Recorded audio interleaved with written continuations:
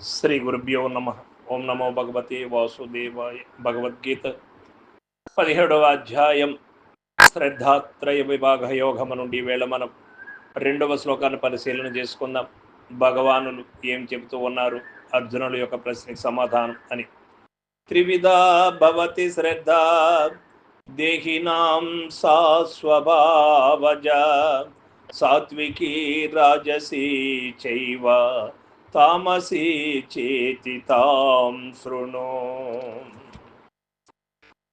భగవానులు చెబుతూ ఉన్నారు, ప్రాణుల యొక్క స్వభావముచే పూర్వజన్మ సంస్కారముచే కలిగిన ఆ శ్రద్ధ సాత్వికమనియు రాజసమనియు తామసమనియు 3 విధములుగా అగుచున్నది. దానిని గూర్చి వినుము అని చెబుతూ ఉన్నాడు భగవానుడు శ్రీకృష్ణ పరమాత్మ.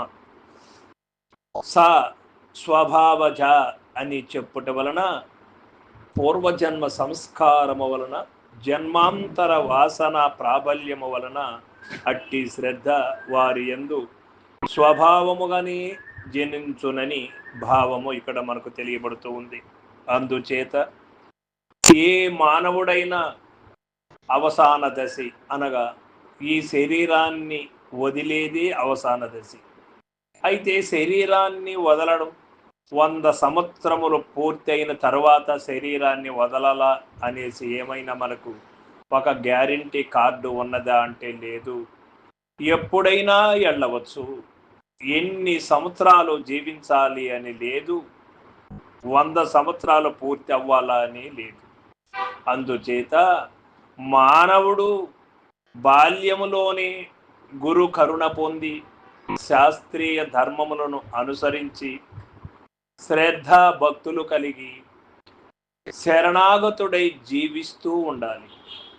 ఏ కర్మ చేస్తూ ఉండినా అనగా మనకు ఏ పని చేయవలసినటువంటి పరిస్థితి ఏర్పడినా మన జీవనోపాధి కోసం, మన భుక్తి గడపడం కోసం మనం ఒక కర్మం ఎన్నుకోక తప్పదు.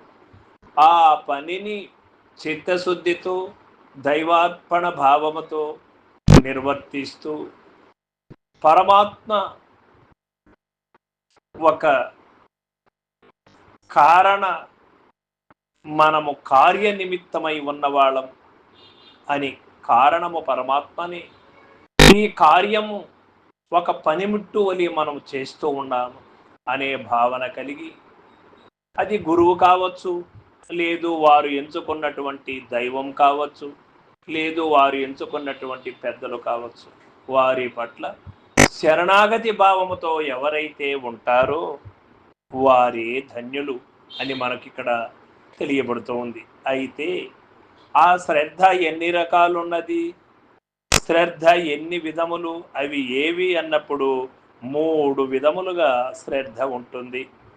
అవి క్రమముగా సాత్విక శ్రద్ధ, రాజసిక శ్రద్ధ, తామసిక శ్రద్ధ అని చెప్పబడుతుంది.